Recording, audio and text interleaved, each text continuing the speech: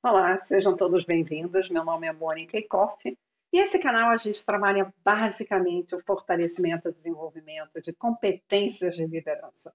Se você ainda não é inscrito, considere se inscrever, deixa aí o seu gostei, o seu não gostei, seus comentários, porque a ideia aqui é fortalecer a nossa ação empreendedora na vida, nos nossos negócios, na nossa equipe, no nosso ambiente de trabalho. E o exercício da liderança é o que nos ajuda a impulsionar resultados, que é a busca do empreendedor. Buscar resultado é muito importante porque nos leva a confrontar as nossas teorias com a prática. Então, não serve para a gente só ter uma boa ideia. A boa ideia gerou resultado? Mas ela é tão interessante, ela é tão compassiva, ela gerou o resultado também. Não dá para a gente só ter um bom processo, uma boa teoria ou pessoas felizes conosco. A gente precisa disso tudo e com isso tudo alinhado e refinado, a gente precisa que isso gere resultado.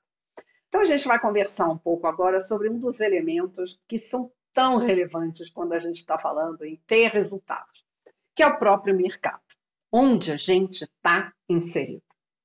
Mercado é uma palavra, hoje em dia parece até meio mística, né? Isso acompanha com a gente, vem conosco como espécie há milhares de anos. O que acontece hoje é que o mercado tem uma maior sofisticação, é, presença, elementos, tecnologia por detrás, mas ainda é, né, influenciado por todos nós, nossas relações livres, né? Mônica, mas tem elementos que podem, né, tumultuar um pouco. Podem, tumultuam de vez em quando mesmo. Mas, ainda assim, quanto mais livre esse mercado é, quanto menos ele for cooptado, e a gente não pode também afirmar que ele é totalmente cooptado, não é assim que é, né? Essa é a realidade. E quanto mais livre, mais força e mais riqueza, o que para a gente é importante, que aqui a gente traduz como resultado, isso gera para todos nós. Então, duas forças são muito importantes para a gente construir, ter resultado, ter o sucesso com o nosso pequeno negócio, um salão de beleza, ou um grande salão de beleza, não importa. O nosso consultório médico, dentro de uma própria empresa com a sua equipe, eu sempre tenho que estar de olho o que está acontecendo no mercado. O mercado é influenciado pela política, o mercado é influenciado por outros mercados, né? Porque a gente não está isolado, a gente está dentro de um mundo conectado, e ele é muito importante. É uma força importante para o nosso resultado. A outra somos nós mesmos. Então, ignorar tudo aquilo que o mercado traz, né, essa influência política, no caso do Brasil, ele sofre muita influência política, porque o Estado interfere muito no mercado, para a gente é importante olhar. Não dá para, como líder, eu simplesmente dizer, não, isso não tem a ver comigo. É claro que tem. Você monitorando o mercado, você consegue antever vários problemas. Você consegue melhor se preparar para situações difíceis. Você tem que entender movimentos que são feitos na política, em outras áreas, em tecnologia, que pode acabar na justiça, que pode interferir. Então, conhecer o mercado, conhecer aquilo que já vem mapeado pela pesquisa, ciência, que isso interfere negativamente ou positivamente no mercado, nós temos que saber como líderes. Não dá para simplesmente ignorar. Então, vamos seguir com a nossa conversa. Eu trago para vocês aqui uma curva exponencial, é bom, né? Nos últimos tempos aí a gente andou lidando um bocado com curva exponencial. E ela traz de um lado, o que aconteceu, né? As muitas, olha aí, são muitas revoluções agrícolas, e o que aconteceu com o crescimento populacional. Talvez vocês, mas quem tem ao redor da minha idade, com certeza, já ouviram falar sobre Malthus e a teoria de Malthus, que é a agricultura e o alimento, a produção agrícola, cresce em proporção aritmética. E os humanos crescem em proporção geométrica, muito mais acelerados. E que a gente iria morrer de fome, então. Não daria para crescer, porque a gente ia ser impactado pela falta de comida. E o que aconteceu é que a nossa ciência, a tecnologia, gerou vários ganhos de produtividade no campo e que está hoje permitindo a gente a ter uma quantidade de seres humanos habitando o nosso lindo planeta azul muito maior do que se pensava. E aí é interessante, eu quero trazer alguns comentários aqui, é sobre o tempo. O tempo de 5.000 anos até de verdade a gente parar de ser coletor e tornar-se a grande parte da espécie agricultores. A ideia de acreditar, entregar o destino a um ser superior e sair por aí coletando e confiando que a natureza provê, foi uma das crenças que mais tempo levou para a gente abandonar. Eu não quero ser vítima, né, de ter hoje não, a caça boa, a caçada ser boa, amanhã ela não ser, ter algumas frutas para coletar aqui, outras não, ou chuvas, intempéries, e eu estar sempre muito vulnerável. E chamar para mim a responsabilidade de eu mesma me manter. E isso é o que simboliza a agricultura. E com isso, uma incrível mudança de hábitos. Pensa só, né? Ter que construir um local para me abrigar de uma forma um pouco melhor, ter a disciplina de acordar mais cedo, de ter a época certa para fazer a semeadura, evitar que animais cruzassem, aí fazer cerca ao redor do espaço que eu plantei. Foram inúmeras as mudanças, a responsabilidade que nós fomos assumindo, até realmente conseguir dizer que houve uma revolução agrícola. E foi só com ela que surgiu, olha lá, civilizações no Nilo, na Mesopotâmia, os vários reinos hindus. Foi só a partir dessa revolução agrícola. Então ela mudou a forma como a gente se organizava e com ela mudou também e foi se fortalecendo o mercado. A possibilidade da gente ter o que trocar, ter em abundância para trocar. Então, isso, antes não que não houvesse trocas, haviam, mas era uma abundância mais restrita, uma troca mais restrita. E aqui não. Havia um excedente e isso começou a mudar, e mesmo assim, olha como a curva sofre, né? Até mais ou menos meados de 1500. 1500, tudo muda de uma forma muito acentuada. E a partir daqui, o que acontece são as nossas revoluções industriais. A chegada da tecnologia, e a gente tem, já podemos afirmar que 4 revoluções industriais.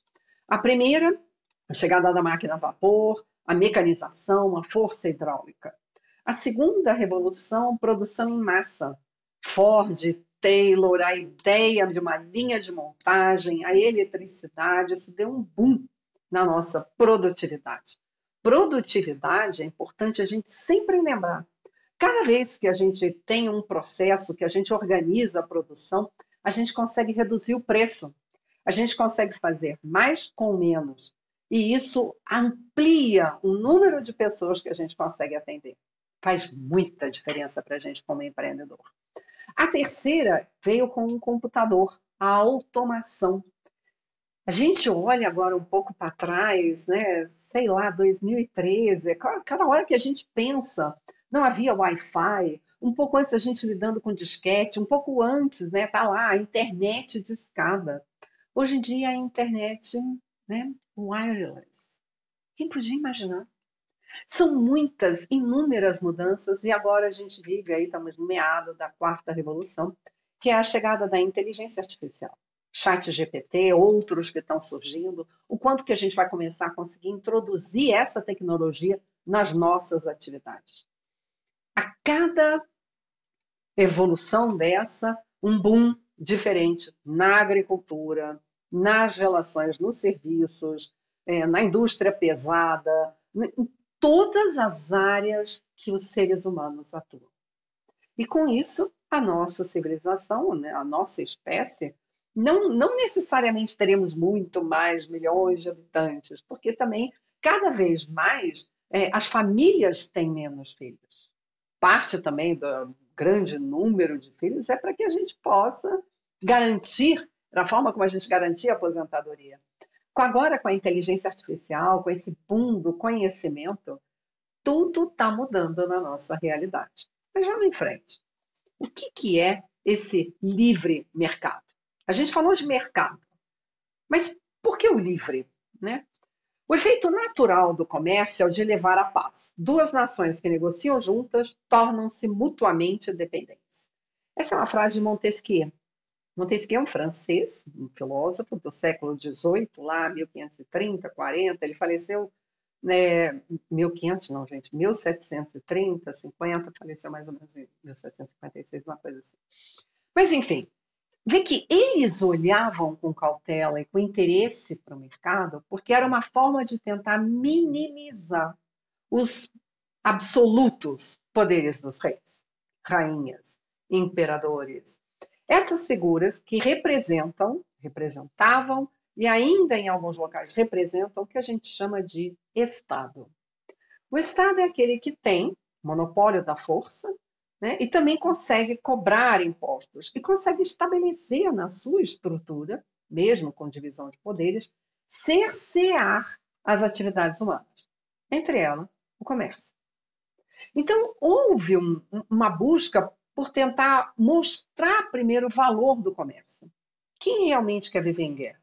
A guerra é um dos grandes flagelos pela dor que causa, pela a quantidade de mortes que espalha, de pessoas mutiladas que permanecem, de órfãos, de viúvas. Quem quer? Quem é capaz né, de defender uma coisa assim? Cada vez menos pessoas estavam interessadas e os reis sentiram-se, né, e o Estado sentiu-se oprimido por essa clareza que foi surgindo. O espírito da conquista, a guerra, e o espírito do comércio são mutuamente excludentes.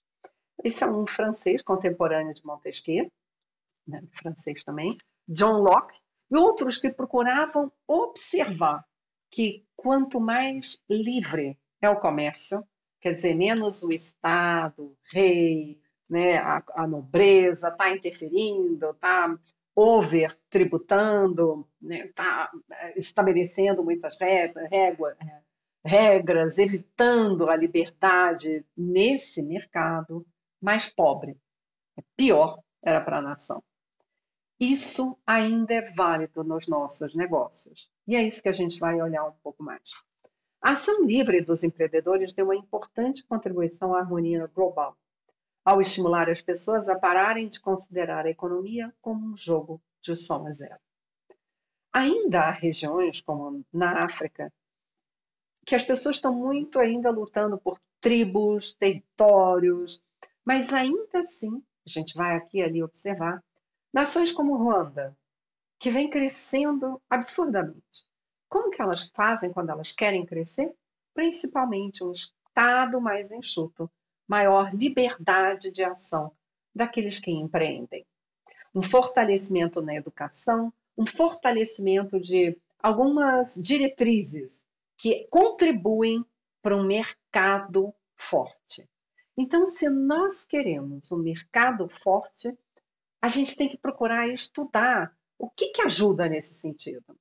Isso não fomos só nós, né? Eu e você aqui conversando. Inúmeros pesquisadores se debruçaram sobre isso. Porque tem uma relação muito clara entre a riqueza da nação e o mercado. Quanto maior características de liberdade, de garantia da lei, a regra da lei, garantia da propriedade privada, esse mercado é mais forte. É claro, só o mercado não resolve, precisa de estimular os empreendedores, dar garantia para essas pessoas, estimular a ação delas, que elas assumam risco, que elas ousem inovar. E aí aqui tem alguns autores, esses dois aqui fizeram um livro, Por que Nações Fracassam? É um livro muito interessante e que a gente poderia também considerar por que empresas fracassam. Boa parte está ali. E a gente vai ver alguns elementos aqui, quando a gente estiver falando de nações, funciona no macro, funciona no micro. Então vamos em frente. Mercado e cultura. Há ambientes que você não consegue não ser corrupto, mesmo que queira. No ambiente trambiqueiro, todo mundo vira esperto. Então, isso é uma das coisas que mais penalizam o mercado. A corrupção é quando a lei, a garantia do Estado de Direito não está consolidada. E o Estado de Direito, gente, é um sonho antigo. Surge com as primeiras leis, avança incrivelmente em Roma, né, com essa ideia da ideia de cidadão romano. É um negócio que não tinha. E renasce na civilização ocidental. Então, a Inglaterra, e a gente vê nos Estados Unidos, vários outros lugares, a própria construção, tendo uma referência clara a construções romanas, para querer dizer, a gente quer levar adiante esse sonho de um ambiente forte, de um ambiente que haja um Estado de Direito, um ambiente que você não seja tão exposto à corrupção. E aí, falar um pouco mais, né, esse tipo de ambiente, corrupção, desonestidade, roubalheira, são normas culturais.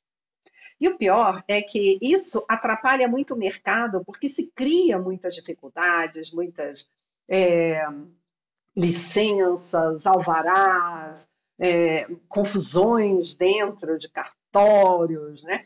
Muito pouca transparência, exatamente para fortalecer as oportunidades de corrupção. E aí, nesse ambiente, o mercado se enfraquece. Olha só que interessante. Pegando o exemplo aí de Ruanda, eles buscaram e buscam reduzir fortemente a corrupção, deixar as licenças, tudo aquilo que você tem que relacionar, principalmente com o Estado, bem transparente, para que as pessoas queiram, né, quem está lá dentro mesmo do próprio país, os seus cidadãos, queiram empreender. Empreender é, por natureza, uma atividade de risco. Como liderar é uma atividade de risco. Porque você fica exposto. Porque é muito fácil apontar seus erros, mesmo porque quem faz erra, então é claro que você vai errar. E aí, para que eu vou correr esse risco se eu sei que aqui é um ambiente que eu não vou estar minimamente segura? Então, há uma luta dentro de cada país e de cada equipe entre duas mentalidades. Aquelas pessoas que acreditam, não, eu vou colaborar com o fulano, ele está me pedindo ajuda, eu vou dar um tempinho aqui no que eu estou fazendo e vou contribuir um pouco.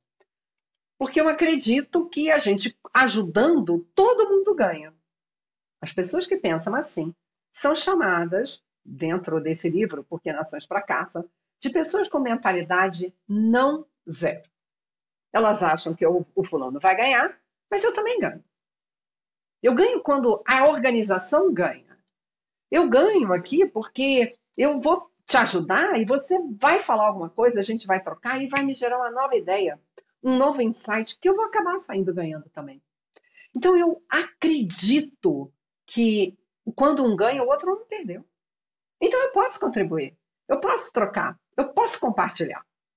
As pessoas que têm a mentalidade soma zero, pensam assim, fulano, eu não vou ajudar não, ele é o dono do negócio, ele que vai ganhar tudo, eu não vou querer participar.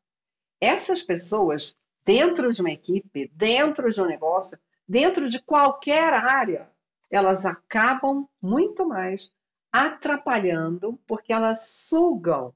Então, elas não entregam, elas têm baixa cooperação.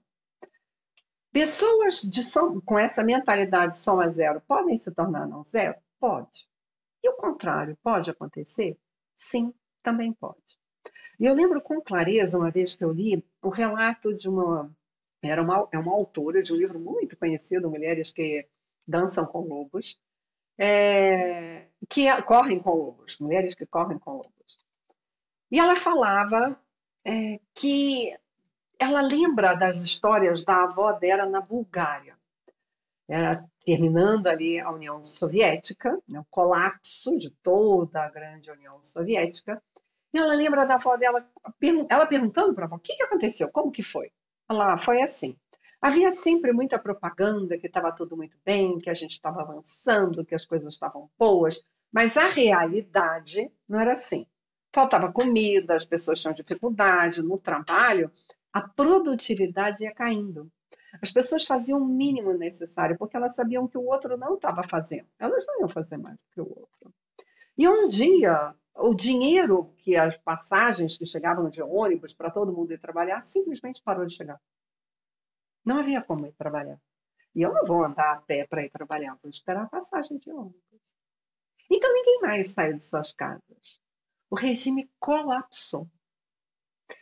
As pessoas que tinham antes um interesse, e é muito interessante quando a gente vê a mesma coisa aconteceu dentro das fazendas coletivas, ocorreu esses experimentos na União Soviética, na China, sempre acabava que, por fim, a produtividade caía e nada era gerado. Por que que nada era gerado? Porque as pessoas que estavam lá se dedicando, que traziam esse hábito, amavam plantar, eram agricultores, coração. Elas viam que os outros não estavam, o outro também não. Cara, eu não vou semear 2 vezes mais, arrancar 2 vezes, 3 vezes mais o mato que está surgindo, a erva daninha que está aqui, porque o outro não está fazendo. Não, eu vou fazer menos, eu vou fazer igual ao outro. E cada um fazendo e cada vez um pouco menos, a produtividade caía até não produzir praticamente nada. O mesmo ocorre agora com a produtividade, né, quando a gente olha para uma Venezuela em relação ao petróleo. É incrível, vem caindo.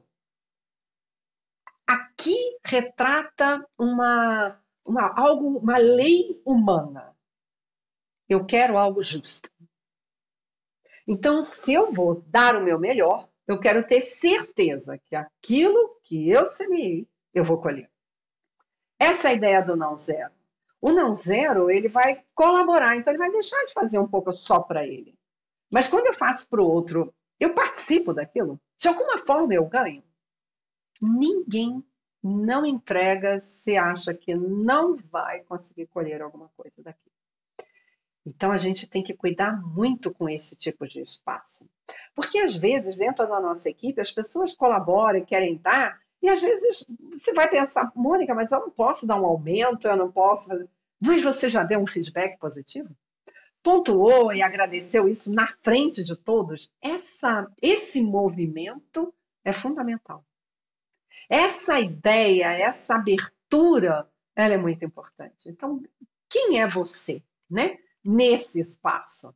O não zero precisa desse espaço que estimule a colaboração, que estimule esse compartilhamento. Se ele sente que a desonestidade, a roubalheira é tolerada, ele vai cada vez contribuir menos. E eu lembro claramente na minha cidade, tinha anos atrás, um grande empresário, e ele sabia que ele era roubado. Que tinha alguns diretores dele que roubavam de material, aquilo e tal, tiravam insumo. E ele falava, não, tudo bem, enquanto eles roubarem um e deixarem 2 para mim, que o total é 3, né, tá tudo bem. O problema é que ele permitir, ele saber. Quando alguém chegava e alertava ele, ele falava, não, eu sei. A pessoa que tinha corrido o risco de vir e falar que estava tendo roubo, ela agora ficou exposta. Quem estava roubando sabia que ela tinha entregado. Então, e ela ia acabar roubando também, né? Ou ela teria que sair. Então, os melhores saíam. As pessoas que ainda tinham uma preocupação com a ética saíam. E quando esses que roubavam 1 começaram a roubar 2, 2,5, o empresário não conseguiu ver. Então, ele quebrou. Ficou com muitas dívidas e vários dos seus diretores ficaram muito ricos. Pensa sobre isso. Com atenção toda vez que a gente... Porque ir lá, caçar, buscar pôr em ordem as desonestidades, não permitir a corrupção pequena, não importa o tamanho. Continuamente a gente está procurando eliminar aquilo que não é honesto, trazer justiça, trazer verdade, estimular a cooperação. Vai dar trabalho. É como tirar uma erva daninha que sempre cresce. E por que sempre cresce? Porque esses elementos estão muito presentes na nossa cultura, não é? Então, vão estar presentes também dentro das nossas equipes. Os agentes não zero descobrem que podem ficar mais ricos cooperando uns com os outros. Mas, se o ambiente tem uma quantidade grande de soma zero, eles acabam tornando-se soma zero. Então, as instituições inclusivas, essas que são boas para proliferar as pessoas que apostam na cooperação, há uma forte correlação entre instituições econômicas e políticas inclusivas e prosperidade. Então, vamos ver o que é isso.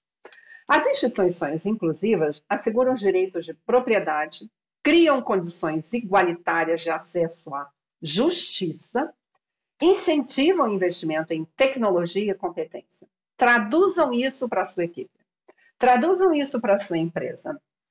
Uma empresa inclusiva, uma equipe inclusiva, garante que aquilo que você produziu a mais, o mérito pelo seu esforço vai ser reconhecido.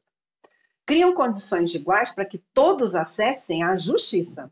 Mas as pessoas não são iguais. Umas produzem mais do que outras, são mais comprometidas que outras, mais motivadas. Às vezes até elas estão em momentos difíceis, até elas são mais motivadas, mas no momento atual não estão. Mas, enfim, a justiça vai permanecer. Incentivo ao uso de tecnologia. Você estimula e tem, de novo, está reconhecendo quem está buscando mais tecnologia.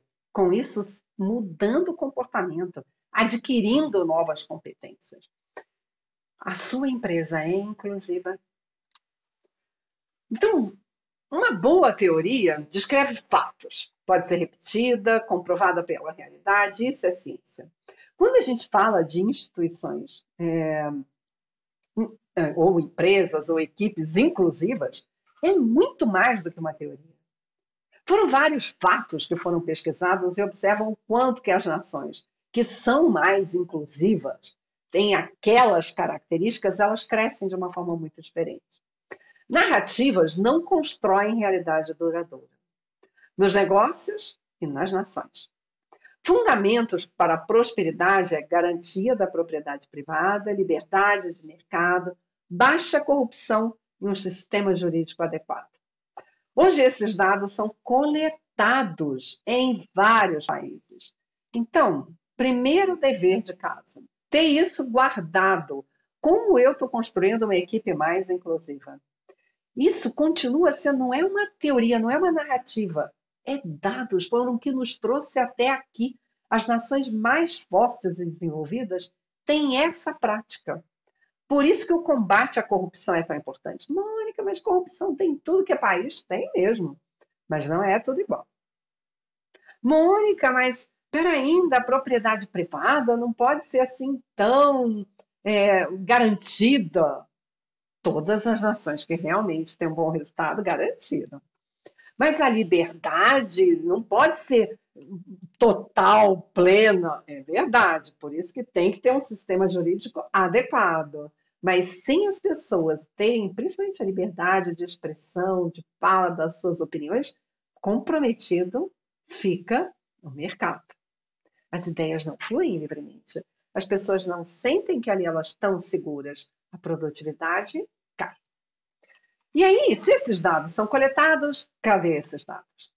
Percepção de corrupção. Isso aqui é de 2021. Olha lá, com a maior pontuação, o IPC, que é esse índice de percepção de corrupção, agrega dados de diversas fontes e fornece daí percepções tanto do setor privado e especialistas acerca do nível de corrupção também no setor público. Então, ele junta os dois, o que acontece nas empresas, o que acontece no Estado.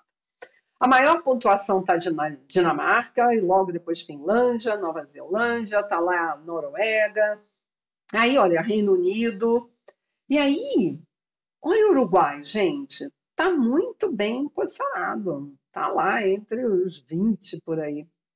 França, ele está na frente da França. Olha aqui, então lá estão os primeiros colocados, e eles aparecem amarelo intenso, nenhum verde, né? Um laranja aqui mais ofuscado, e aqui vem a parte vermelha.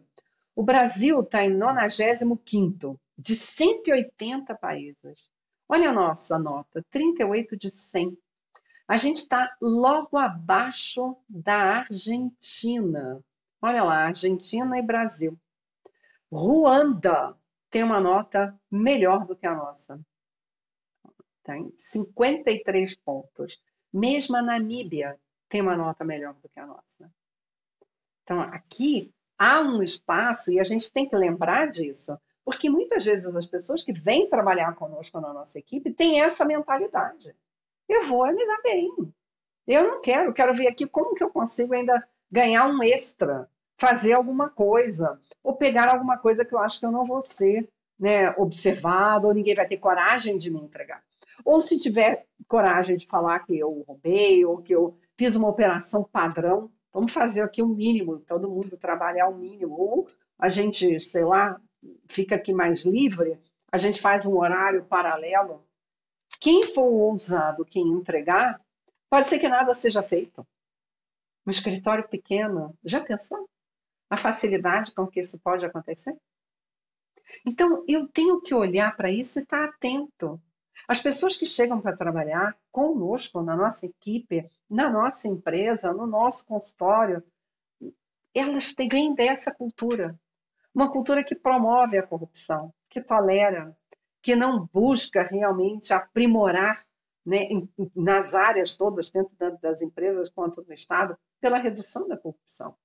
Nós temos visto no nosso país coisas estapafúrdias. Aqueles que realmente buscavam combater a corrupção estão sendo extremamente penalizados.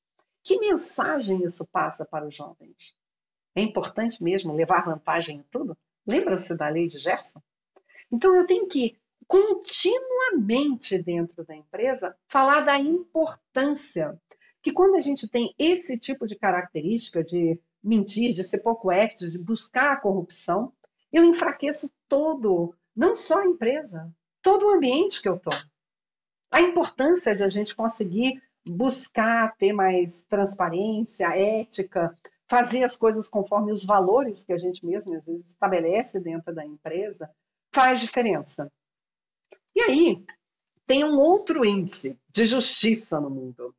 Está aqui, esse mede em 140 países, recente, do ano passado, e esses são os fatores que esse índice mede. Olha lá, restrições aos poderes do governo, os 3 poderes, que realmente haja uma independência e que um consiga reter um pouco a extrapolação de um deles, né? Então, que eles possam se conter entre esses 3 poderes.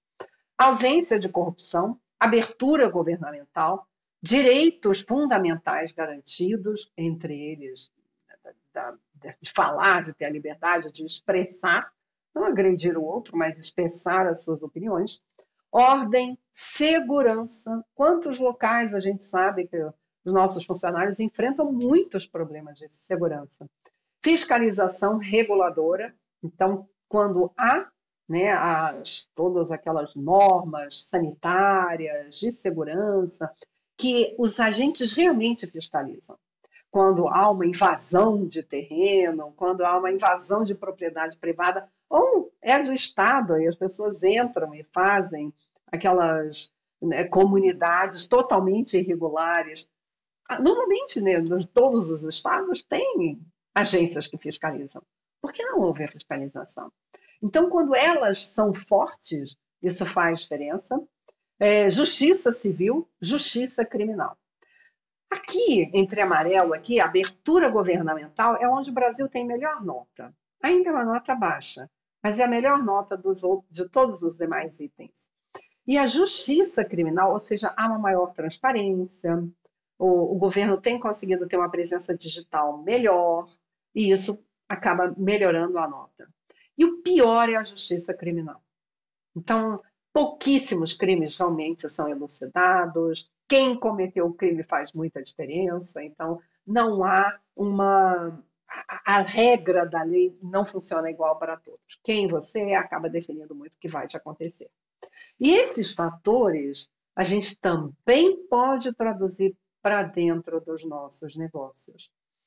Então, eu tenho que conseguir, né, aqui, quando todo o poder, e você pode pensar, pô, mas eu sou dono, né, um escritório de advocacia, Mônica, um salão de beleza, é um consultório de dermatologia, claro que o poder está todo em mim.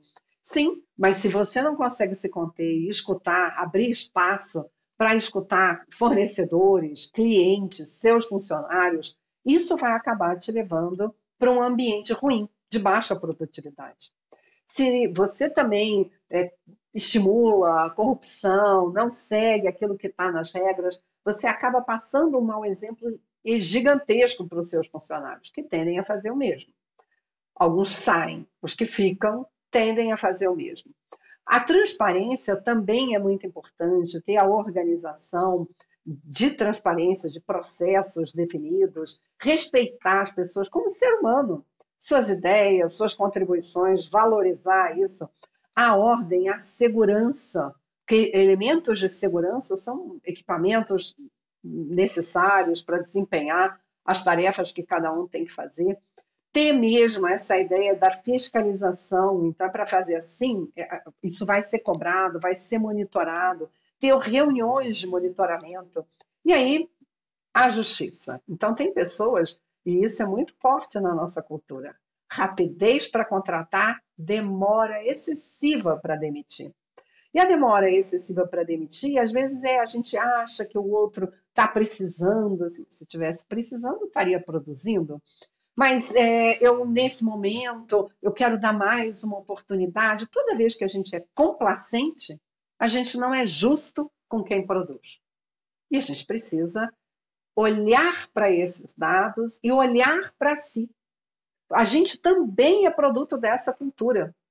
Será que eu fico empurrando e aí o meu negócio não vai bem, eu não consigo ter excelência, porque eu não consigo olhar para isso e corrigir?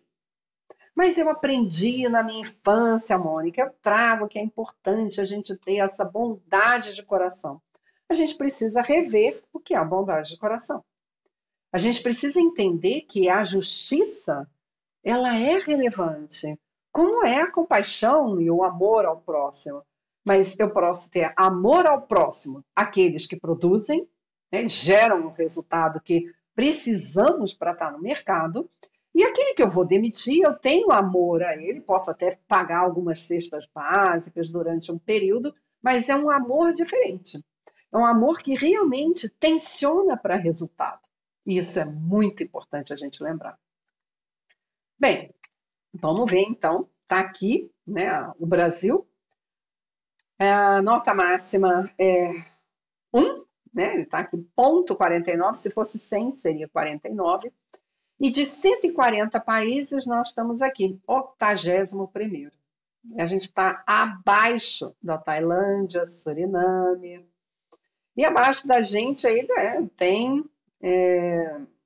o Peru. Estamos meio empatado, né?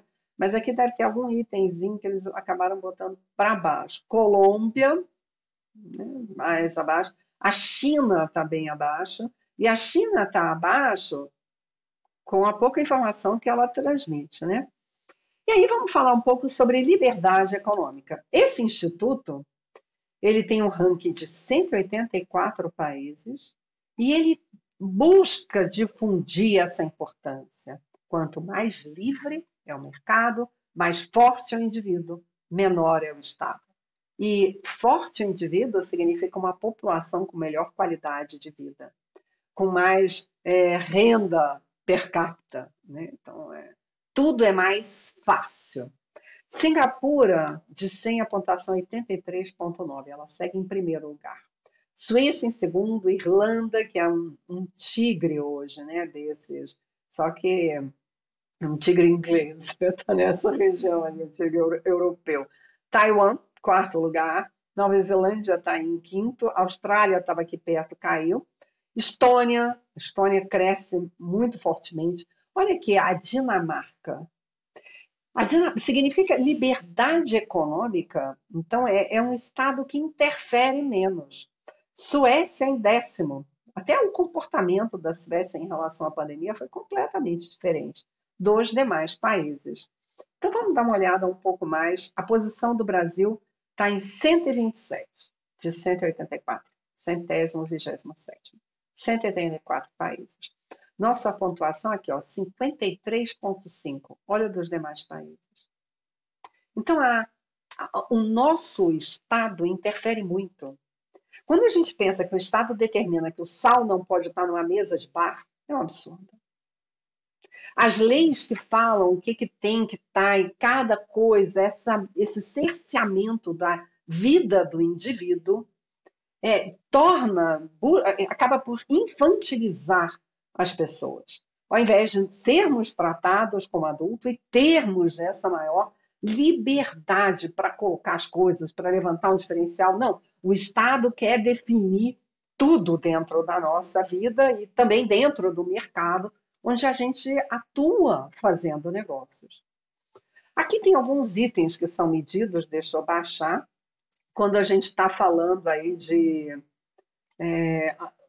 essa liberdade econômica. Então, a eficiência regulatória, tamanho do governo e o Estado de Direito. A eficiência regulatória é liberdade de negócio. A nossa nota melhorou, mas ainda está aqui, amarela, né? Liberdade de trabalho. Quanto que o Estado determina e fica em cima. Isso aqui melhorou muito, né? Porque houve uma reforma aí das leis, há uma maior liberdade de trabalho. E a liberdade monetária tem aí uma boa liberdade, uma boa pontuação, está no item verde já, né? Então tem uma nota acima de 70. Carga tributária. Nossa carga tributária não é considerada alta, né? Então está numa boa pontuação. Ok, perto do nosso PIB. O problema é a entrega. Então a saúde fiscal, mesmo considerando que a gente teve a pandemia e isso gerou gastos, né, gigantescos, uma péssima relação entre o que o governo arrecada e o que ele gasta. E isso a gente precisa olhar. Mônica, mas eu não atuo com isso, eu tenho que aprender? Tem, a gente precisa saber. Como que o Estado está gastando? Toda vez que ele gasta mal, toda vez que a relação PIB, né, gastos do governo e PIB aumenta, né, ele está gastando mais, e gastando mal, porque aqui o gasto do governo mal é quando ele gasta muito consigo. Folha de pagamento, salário de deputados, senadores, juízes, aumentando, aumentando. Aqui está uma das grandes fontes da desigualdade no Brasil, com o próprio Estado. Então, isso aqui são coisas que a gente tem que saber e sim olhar para os nossos representantes, deputados e senadores e cobrar mudanças. Por quê? Porque isso interfere na nossa liberdade econômica. Isso interfere na segurança do meu colaborador. E não é para estar gastando com o pessoal, é para estar gastando com transporte público, segurança, ali, iluminação. Eu preciso de ter gastos de qualidade, né? Ou saneamento básico, que quase que isso volta para estaca zero. Então, quanto mais responsável é um Estado, mais dinheiro, mais riqueza tem a sua população. Estado de direito, direito de propriedade, vê que aqui a nota é vermelha, então muitas vezes a gente não consegue ter assegurado aquilo que a gente conquista.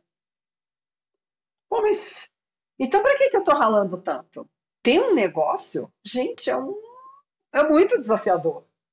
Para que eu vou ralar se eu não consigo assegurar que isso é meu? Na justiça isso não é claro. Até porque a efetividade judicial é baixa, integridade do governo baixa. Então aqui a gente tem notas que falam um pouco de por que às vezes é tão difícil fazer negócios no Brasil. Pontos importantes. Padrão de vida, medido pelo rendimento per capita, é muito mais alto em países economicamente mais livres. Então, se a gente olha lá os primeiros da lista, a gente sabe por que aquelas pessoas têm uma qualidade de vida maior. Porque aqueles elementos são assegurados. Não adianta um discurso, não adianta uma teoria, essa é a prática. Então, quero ajudar e tal, encolhe, reduz aí o gasto com folha de pagamento. Não, tem áreas que não conseguem nem investir, algumas dos poderes, porque tudo vai em folha de pagamento. Não dá. Tem que ter o tanto de orçamento que vai para investir em melhorar o local que o cidadão chega, os computadores que vão servir para o cidadão acessar, software, plataformas. Se tudo vai em folha de pagamento, não sobra como investir para uma melhor entrega ao cidadão. Nossa justiça é um negócio grave. Tem muito que melhorar em termos de entrega para o cidadão. Países classificados como livres, ou majoritariamente livres, ou moderadamente livres, geram renda que é mais do que o dobro dos níveis médios em outros países. Opa! E mais do que 3 vezes do que aqueles que vivem em países economicamente reprimidos, como China. Então, ainda pontos importantes que atraem riqueza, né? Tá aí a foto. Dentro dos 10 primeiros lugares, ocorreu uma reorganização notável. Singapura manteve seu status como a economia mais livre do mundo, mas Nova Zelândia e Austrália perderam seu status de liberdade econômica de primeira categoria. Com essa última, não está mais nem entre a Austrália, entre as 10 economias mais livres do mundo.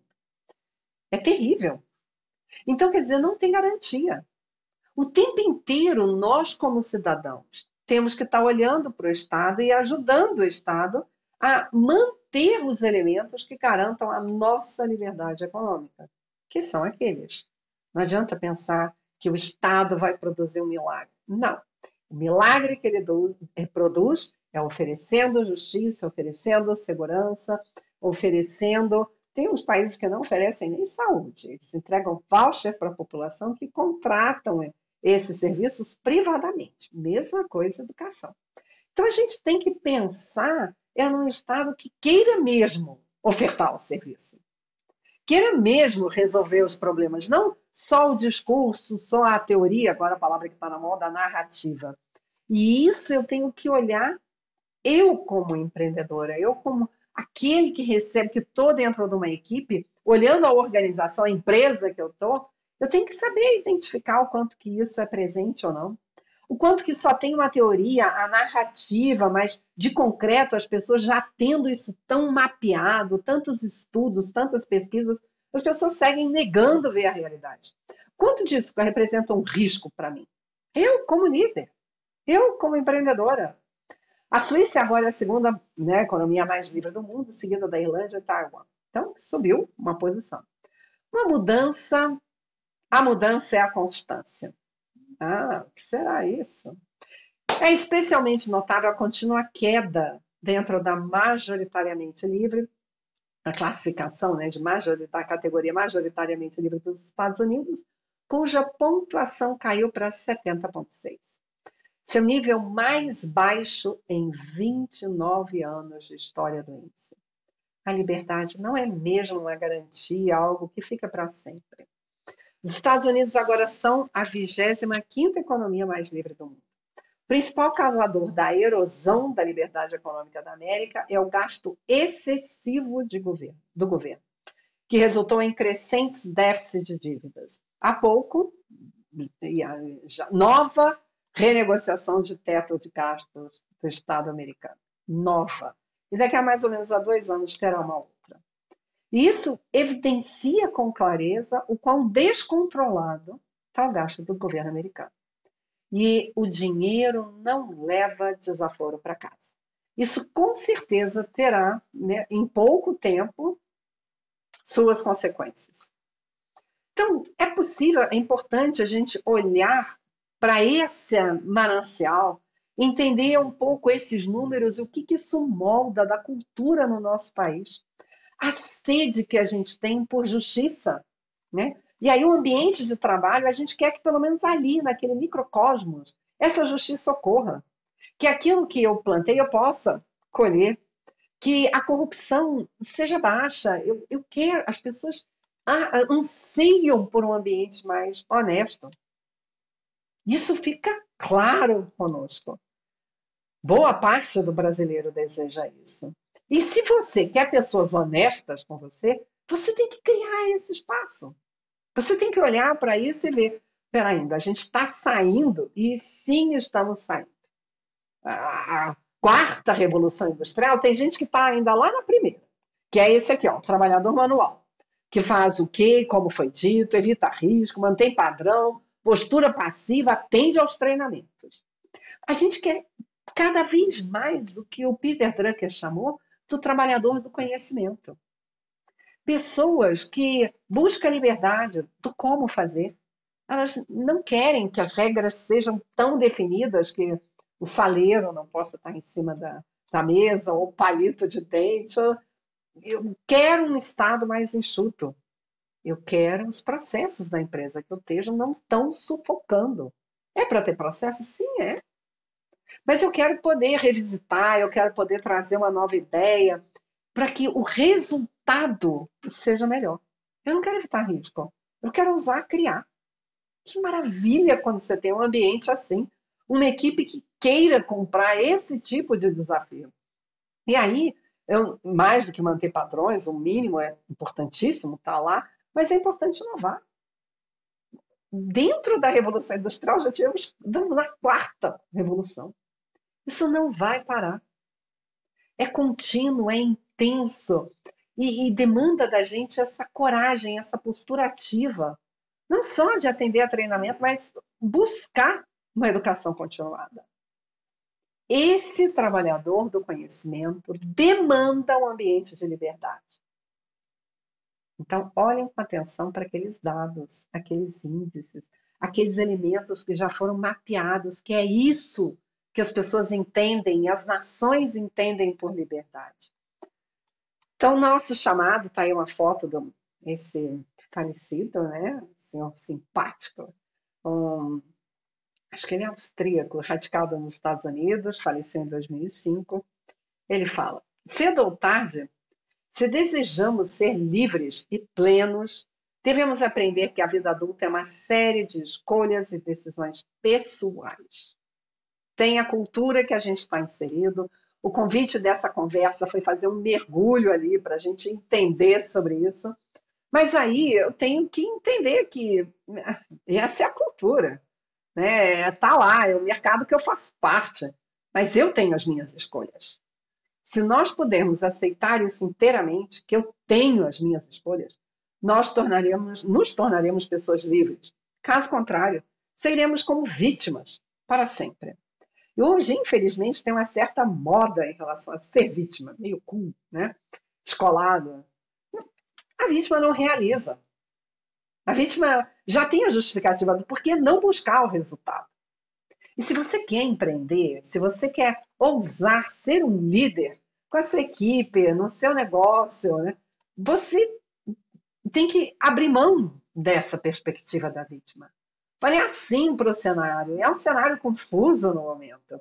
Mas o motivo para eu olhar para ele, para eu entender um pouco o que está acontecendo aqui, quais as crenças que eu trouxe e eu quero abandonar, quais os elementos que eu quero promover.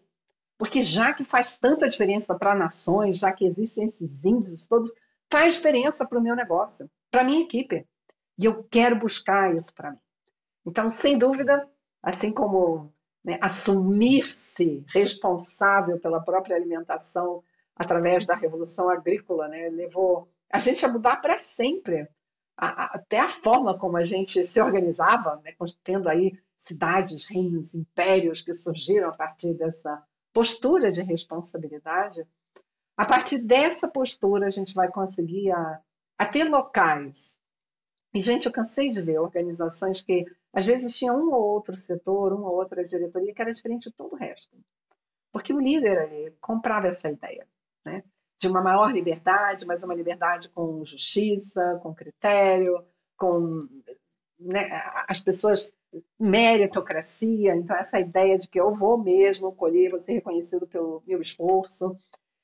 Essa concepção, ela é ainda atual, como foi ao longo de toda a nossa história. Cada vez que a gente ousa dar um passo adiante, e a tecnologia está nos convidando a dar muitos passos adiante, isso volta para a gente com força de aceitar esse chamado, né? Entender melhor o cenário que a gente está para promover mudanças de comportamento. A gente precisa rever nossas crenças e adquirir novos hábitos. É isso, espero que tenham gostado. Até a próxima.